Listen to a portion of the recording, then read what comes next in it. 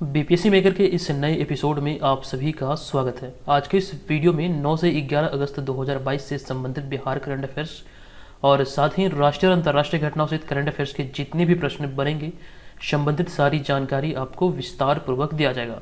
इस श्रृंखला के सारे वीडियो आपके बिहार के सभी प्रतियोगी परीक्षाओं के दृष्टिकोण से काफ़ी महत्वपूर्ण है, तो रेगुलर बेसिस पर यहाँ पर आप अपनी वीडियो की श्रृंखला को जारी रखकर अपनी तैयारी को बेहतर तरीके से कर सकते हैं। हम चलेंगे पिछले वीडियो के प्रश्न पे। ये प्रश्न आपसे पिछले वीडियो में पूछा गया था। प्रश्न था कि निम्नलिखित में से किस देश में द लाइन नामक दुनिया की पहली वर्टिकल सिटी बनाने की घोषणा हुई है। इस प्रश्न की कंप्लीट जानकारी हमने आपको दिया था और आपको बताया था इस प्रश्न का राइट आंसर होगा ऑप्शन नंबर डी, यानी कि सऊदी अरब। ध्यान रखिएगा, ऑप्शन नंबर डी यहाँ पर हमारा इस प्रश्न का राइट आंसर था। अब यहाँ पर आगे बढ़ेंगे और आपको जानकारी दे दूँ कि हमारे जितने भी स्टडी मटेरियल और नोट्स वगैरह हैं सभी के सभी आप बीपीएससी मेकर ऐप के थ्रू डाउनलोड कर सकते हैं। और अभी रक्षाबंधन के ऑफर पर हमारी टेक्निकल टीम से मिली जानकारी के अनुसार बीपीएससी मेकर ऐप पर सभी कोर्स में आपको भारी डिस्काउंट मिल रहा है, तो आप एप्लीकेशन पर जाइए, वहाँ पर डिस्काउंट का लाभ उठाकर कोर्स में शामिल हो जाइए। सभी कोर्स में आपको डिस्काउंट मिल रहा है। हम चलेंगे आज के इस वीडियो के पहले प्रश्न पे। आज की इस वीडियो का पहला और सबसे महत्वपूर्ण प्रश्न है कि निम्नलिखित में से किस राज्य सरकार ने राज्य में पुनः सास बहू बेटी अभियान को गति देने का फैसला किया है। सास बहू बेटी अभियान संबंधित है बिहार सरकार से, जिसे अभी हाल ही में ये घोषणा किया गया कि इसे नया आयाम दिया जाए, इसको गति दिया जाए। तो ऐसे में आपको ध्यान रखना ऑप्शन नंबर ए इस प्रश्न का राइट आंसर होगा। एक चीज़ का यहाँ पर यह ध्यान रखेगा कि तबीयत मेरा बहुत ज़्यादा ख़राब है। इसकी जानकारी हमने आपको दिया था कि फीवर बहुत ज़्यादा हो गया है, सर्दी जुकाम हो गया है। पिछले 2 दिनों से चैनल पर वीडियो भी अपलोड नहीं हुआ था। आज जो आप देख रहे हैं यहाँ पर आपको आवाज़ से पता चल रहा होगा कि पूरी तरह से मैं स्वस्थ नहीं हुआ हूँ, लेकिन फिर भी आपको वीडियो मैं प्रोवाइड कर रहा हूँ, तो आप लोग अपनी पढ़ाई को बरकरार रखिएगा, ठीक है। तो अब यहाँ पर हम इस प्रश्न के राइट आंसर की बात करें तो इसका राइट आंसर होगा बिहार। इनसे संबंधित जो महत्वपूर्ण जानकारी है आपको दे दूं तो जब बिहार में जनसंख्या की गति को स्थिर करने और साथ साथ परिवार नियोजन को बढ़ावा देने के लिए राज्य सरकार कई कार्यक्रम चला रही है। और इसी दौरान आपको ध्यान रखना है कि इसी कड़ी में अब स्वास्थ्य विभाग ने नए सिरे से हर जिले में सास बहू बेटी अभियान को गति देने का फैसला किया है। अब यहाँ पर आपसे एग्जाम में पूछे जा सकते हैं कि सास बहू बेटी अभियान का उद्देश्य क्या है। तो बिहार में जिस प्रकार से जनसंख्या की गति है उसको स्थिर करना और परिवार नियोजन को बढ़ावा देना ही इसका मुख्य उद्देश्य है। तो इसी अभियान को एक नई दिशा देने के लिए राज्य सरकार ने अभी फैसला लिया है। हमारा अगला पॉइंट यहाँ पर यह है कि इसकी जिम्मेदारी राज्य स्वास्थ्य समिति को दिया गया है। नेक्स्ट पॉइंट है कि स्वास्थ्य विभाग के आंकड़ों के आधार पर पूरे वर्ष चलने वाले इस अभियान के दौरान करीब 5 से 7 लाख सास बहू और बेटियों की भागीदारी होगी। अगले पॉइंट में हमने आपको जानकारी दिया है कि पिछले वर्ष जो पिछला वित्तीय वर्ष था 2021-22, तो 2021-22 में संचालित इस सम्मेलन आयोजन में जो पहला स्थान प्राप्त होता है ये पश्चिमी चंपारण को मिला था। वहीं पे हम बात करें इसमें कितने सम्मेलन हुए थे तो 4000 से अधिक सम्मेलन यहाँ पर पश्चिमी चंपारण में आयोजित हुए थे।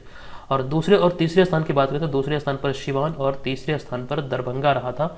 ये सास बहू बेटी अभियान को संचालित करने की दिशा में जितने भी सम्मेलन हुए थे उस दृष्टिकोण से यहाँ पर हमने चीज़ों को सम्मिलित किया है। दूसरे स्थान पर सिवान, पहले स्थान पर पश्चिमी चंपारण और तीसरे स्थान पर दरभंगा। पश्चिमी चंपारण की बात करें तो बिहार में क्षेत्रफल के दृष्टिकोण से सबसे बड़ा जिला है पश्चिमी चंपारण। और वहीं पे हम बात करें दूसरे नंबर पे सिवान जिले की, तो सिवान जिले के बारे में हमने आपको जानकारी दिया है कई बार। एक बार पुनः यहाँ पर रिपीट कर दूं कि बिहार के सिवान जिले के जीरादेई ग्राम में ही 3 दिसंबर 1884 को जो भारत के प्रथम व द्वितीय राष्ट्रपति बने डॉक्टर राजेंद्र प्रसाद, उनका जन्म हुआ था। और जीरादेई ग्राम के बारे में एक पॉइंट ये भी है कि जीरादेई ग्राम को किन्होंने अपने शब्दों में तीर्थ स्थल कहकर संबोधित किया था। तो महात्मा गांधी ने जीरादेई ग्राम को तीर्थ स्थल कहकर संबोधित किया था। वजह यही थी कि यहाँ पर डॉक्टर राजेंद्र प्रसाद का जन्म हुआ था। दरभंगा की बात है तो दरभंगा के बारे में एक पॉइंट ये याद रखिए कि दरभंगा में ही राज्य का दूसरा तारामंडल का निर्माण हो रहा है। और हम यहाँ पे बात करें दरभंगा की तो दरभंगा पूरे बिहार का दूसरा सबसे बड़ा एजुकेशन हब है। पहले की बात करें तो पहले स्थान पर राजधानी पटना है। तो इतनी सारी जानकारी यहाँ से आप ध्यान रखेंगे।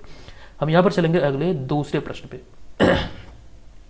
ये दूसरा प्रश्न है कि बिहार के मौजूदा मुख्यमंत्री नीतीश कुमार ने अपने पद से इस्तीफा दे दिया है। बताएं कि बिहार में किनकी या फिर किसकी गठबंधन की सरकार थी। तो मौजूदा समय की बात करें तो अभी आपको ध्यान रखना है कि बीजेपी और जदयू की गठबंधन की सरकार थी बिहार में, जो कि अब ये टूट चुकी है। तो ऑप्शन नंबर ए यहाँ पर इस प्रश्न का राइट आंसर होगा। अब यहाँ पर आपको जानकारी दे दूँ कि बिहार में जारी सियासी संकट के बीच नीतीश कुमार ने मुख्यमंत्री पद से इस्तीफा दिया और उन्होंने राजभवन में वर्तमान राज्यपाल फागू चौहान को अपना इस्तीफा सौंपा है। तो ये सारी जानकारी यहाँ से ध्यान रखिएगा। अब यहाँ पर आपको बता दूं कि मुख्यमंत्री नीतीश कुमार बतौर, अगर हम बात करें बिहार के मुख्यमंत्री के तौर पर, तो अभी हाल ही में इन्होंने 8वीं बार शपथ ग्रहण किया है। मुख्यमंत्री नीतीश कुमार के नाम एक उपलब्धि दर्ज है। बतौर अगर मुख्यमंत्री की बात करें तो पटना के गांधी मैदान में सर्वाधिक बार झंडा फहराने का रिकॉर्ड 15 बार इनके नाम है। वहीं पे हम बात करें, इनसे पहले जो रिकॉर्ड था ये बिहार के प्रथम मुख्यमंत्री डॉक्टर श्री कृष्ण सिंह के नाम था ये उपलब्धि। तो ये सारी जानकारी यहाँ से आप नोट करेंगे। हम चलते हैं अगले यहाँ पर तीसरे प्रश्न पे। ये तीसरा प्रश्न हमारा यहाँ पर यह है कि इसरो द्वारा हाल ही में देश का सबसे छोटा रॉकेट कहाँ से लॉन्च किया गया है। इंपॉर्टेंट प्रश्न है और इस प्रश्न का हमारा राइट आंसर होगा ऑप्शन नंबर सी, यानी कि आंध्र प्रदेश इसका राइट आंसर होगा। आपको जानकारी दे दूं कि भारतीय अंतरिक्ष अनुसंधान संगठन यानी कि इसरो ने अपना सबसे छोटा रॉकेट SSLV को 7 अगस्त को आंध्र प्रदेश के श्रीहरिकोटा स्पेस सेंटर से लॉन्च किया है।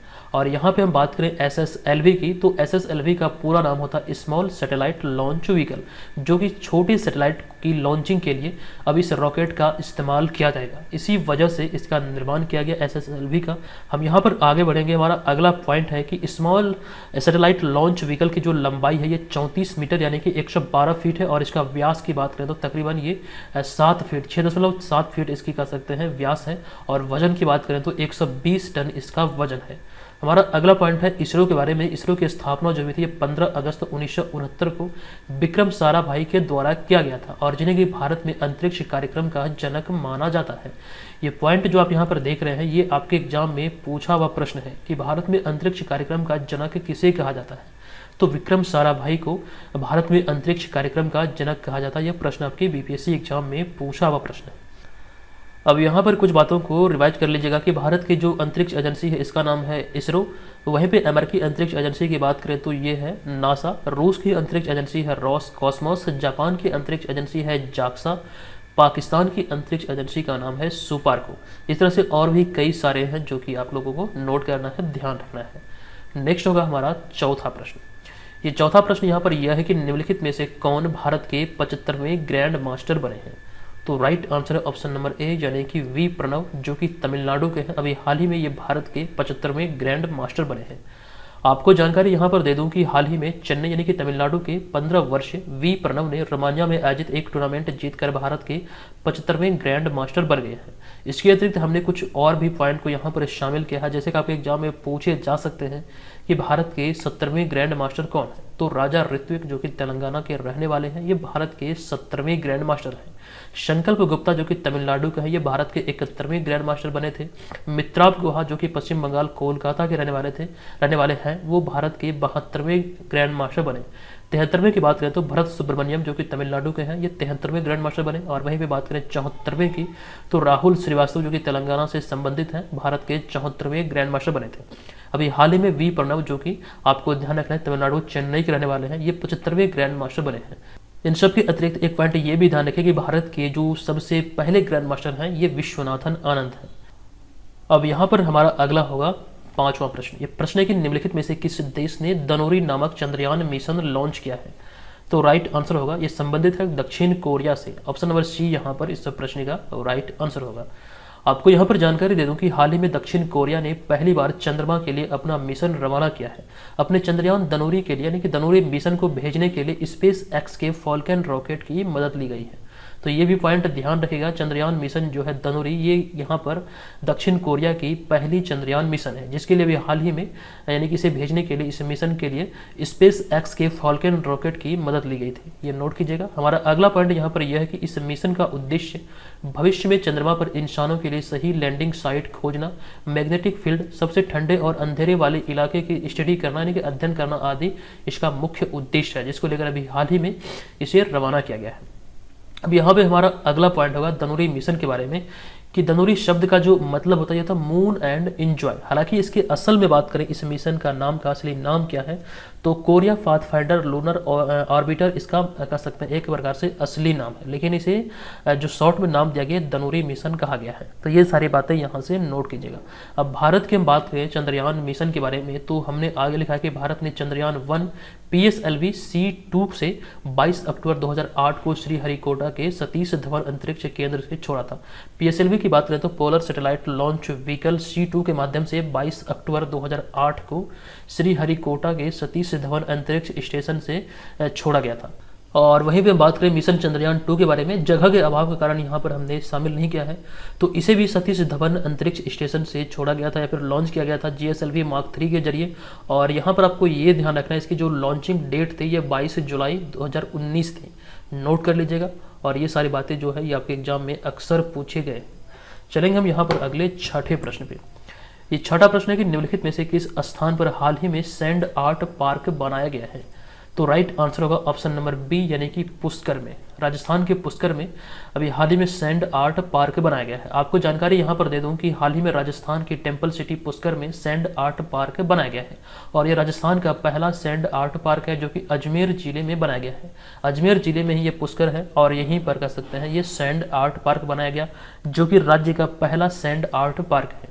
अगले पॉइंट में हमने आपको यहाँ पर जानकारी दिया है कि भगवान ब्रह्मा का एकमात्र मंदिर राजस्थान के पुष्कर में स्थित है। पूरे भारत में भगवान ब्रह्मा का एकमात्र मंदिर है जो कि राजस्थान के पुष्कर में स्थित है। अब राजस्थान की बात आई है तो एक पॉइंट यहाँ पर हमने शामिल किया है कि अप्रैल 2022 में DRDO ने राजस्थान से टैंक रोधी निर्देशित मिसाइल हेलिना का सफल परीक्षण किया था। इस मिसाइल का नाम था हेलिना। आपसे एग्जाम में पूछे जा सकते हैं, इंपॉर्टेंट प्रश्नों की श्रेणी में आप इसे रखेंगे। ये अप्रैल 2022 में इसका परीक्षण किया गया था। कहाँ से, तो राजस्थान से किया गया था। नेक्स्ट होगा हमारा यहाँ पर 7वां प्रश्न। ये प्रश्न है कि अगस्त 2022 में किसे लद्दाख के सर्वोच्च नागरिक सम्मान से सम्मानित किया गया, तो राइट आंसर होगा ऑप्शन नंबर ए यानी कि दलाई लामा को भी हाल ही में राजस्थान ने बल्कि लद्दाख के सर्वोच्च नागरिक सम्मान से सम्मानित किया गया है। आपको जानकारी यहाँ पर दे दूं कि हाल ही में तिब्बती आध्यात्मिक गुरु दलाई लामा को मानवता की सेवा के क्षेत्र में उनके अपार योगदान के लिए हाल ही में लद्दाख के सर्वोच्च नागरिक सम्मान डिपाल RNGM डस्टन पुरस्कार से सम्मानित किया गया है।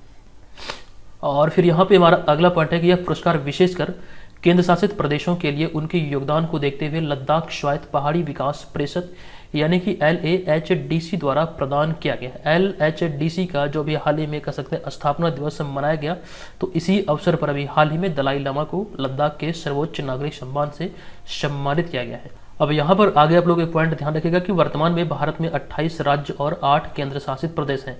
कई लोगों को यहाँ से कन्फ्यूजन होता है, कई बार मैंने देखा है, ये फील किया है, तो आप लोग नोट कीजिएगा, ध्यान रखिएगा कि वर्तमान में भारत में 28 राज्य और 8 केंद्र शासित प्रदेश हैं। नेक्स्ट होगा हमारा 8वां प्रश्न। ये प्रश्न है कि हाल ही में जगदीप धनखड़ भारत के कौन से नंबर के उपराष्ट्रपति बन गए हैं, तो राइट आंसर होगा हमारा ऑप्शन नंबर डी यानी कि 14वें उपराष्ट्रपति बने अभी हाल ही में जगदीप धनखड़। इनसे संबंधित कई सारी जानकारी है जो कि आपके एग्जाम में पूछे जा सकते हैं।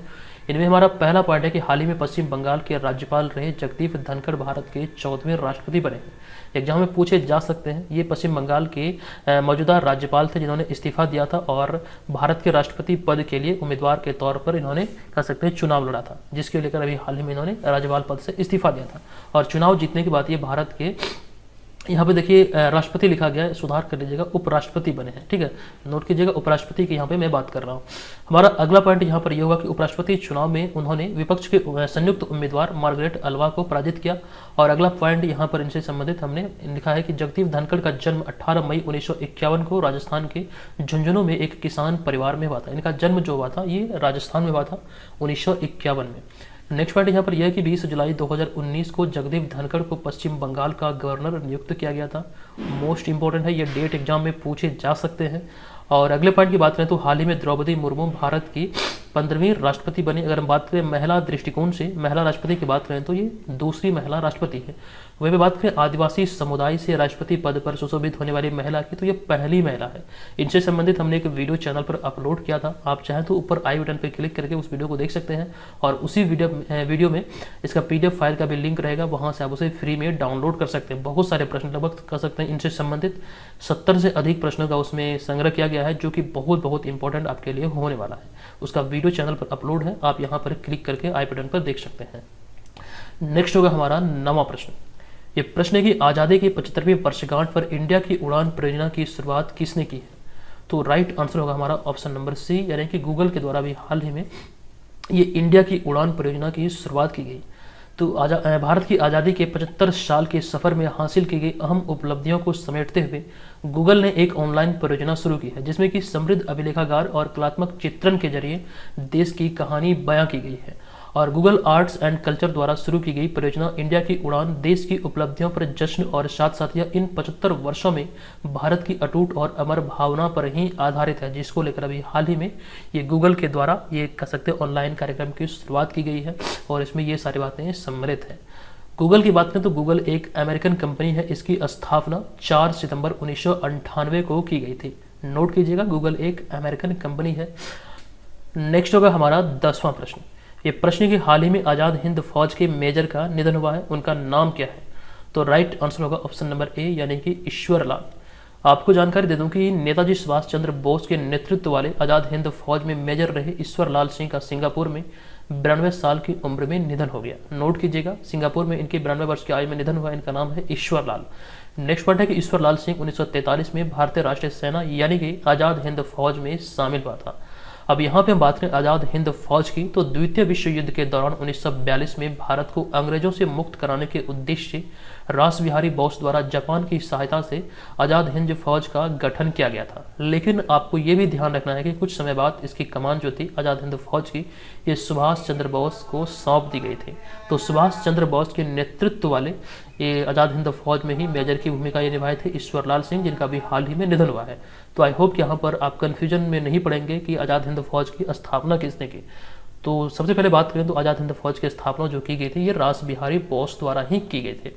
अब यहाँ पर 10वें प्रश्न तक आते आते हालत एकदम से खराब होने लगा है, बिल्कुल भी बोलने का मन नहीं कर रहा, एकदम गला बैठा हुआ है पूरी तरह से, आप लोगों को आवाज़ से भी लग रहा होगा। लेकिन फिर भी हम यहाँ पर चलते हैं 11वें प्रश्न पे। ये 11वां प्रश्न हमारा यह है कि किस पूर्व भारतीय खिलाड़ी को हाल ही में डायरेक्टरेट की उपाधि से सम्मानित किया गया है? राइट आंसर होगा ऑप्शन नंबर ए, यानी कि सुरेश रैना। आपको जानकारी दे दूं कि पूर्व यानी कि हाल ही में पूर्व क्रिकेटर सुरेश रैना को डायरेक्टरेट की उपाधि से सम्मानित किया गया है। और इसको लेकर अभी हाल ही में जो इन्हें सम्मान मिला है, ये भी ध्यान रखिए कि उन्हें यह सम्मान चेन्नई तमिलनाडु में स्थित Vels institute of science and technology and advance study द्वारा अपने 12वें दीक्षांत समारोह में उन्हें यह सम्मान दिया गया था। ये सारी बातें यहाँ से आपको नोट करना है। एक जानकारी हमने आपको कुछ समय पहले दिया था कि सुरेश रैना द्वारा स्पोर्ट्स आइकन अवार्ड से सम्मानित किया गया था मालदीव सरकार के द्वारा। ये सारी बातें आपको याद होगा अगर आपने रेगुलर बेसिस पर इस सीरीज को फॉलो किया है। तो चलते हैं अगले हम 12वें प्रश्न पे। ये 12वां प्रश्न हमारा यहाँ पर यह होगा कि हरियाणा सरकार द्वारा शुरू की गई चिराग योजना निम्नलिखित में से किससे संबंधित है? तो चिराग योजना की बात करें तो आपको ये ध्यान रखना, ऑप्शन नंबर डी इस प्रश्न का राइट आंसर होगा। आर्थिक रूप से कमजोर छात्रों को मुफ्त शिक्षा प्रदान करना ही इसका उद्देश्य है, जो कि हरियाणा से संबंधित है और इसका नाम है इस योजना का चिराग योजना। आई होप कि आप यहाँ पर इसको याद रखेंगे। अब यहाँ पर हम चल रहे हैं आज के इस वीडियो के प्रश्न की ओर। तो आज की इस वीडियो का हमारा प्रश्न है कि निम्नलिखित में से बिहार के किस राजनीतिक दल को मणिपुर में राज्य पार्टी का दर्जा मिला है या फिर प्राप्त हुआ है? इनसे संबंधित सारी जानकारी हमने आपको दिया है। बताएं इस प्रश्न का राइट आंसर क्या होगा। एक चीज़ का यहाँ पर यह ध्यान रखिएगा कि रक्षाबंधन के अवसर पर आपके लिए भारी डिस्काउंट है बीपीएससी मेकर ऐप पर, आप चाहें तो वहाँ पर जाकर के इसका लाभ उठा सकते हैं। चलिए मिलेंगे नेक्स्ट वीडियो में, तब तक के लिए धन्यवाद।